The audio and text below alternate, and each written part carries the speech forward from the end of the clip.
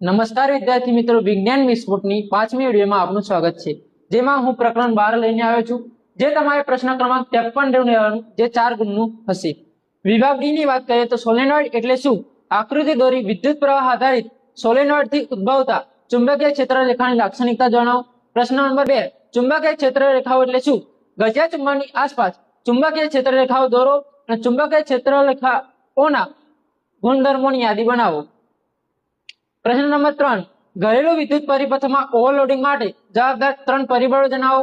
પ્રશ્ન નંબર 4, વિદ્યુત પ્રવાહ આધારિત સૂર્યસ્થાનની હોકાયંત્ર મૂકેલ છે, તો નીચેના કિસ્સામાં તમારું અવલોકન કરો. જેમાં એ, તારમાં વહેતા વિદ્યુત પ્રવાહની દિશા ઉલટાવવામાં આવે છે.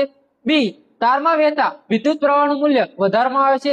સી, હોકાતંત્રને સૂર્ય તારથી દૂર તરફ લઈ જવામાં આવે છે. ડી, સૂર્ય તારમાં વહેતા વિદ્યુત પ્રવાહને લીધે ઉદ્ભવતા ચુંબકીય ક્ષેત્રનું મૂલ્ય કયા પરિબળ પર આધાર રાખે છે તે જણાવો.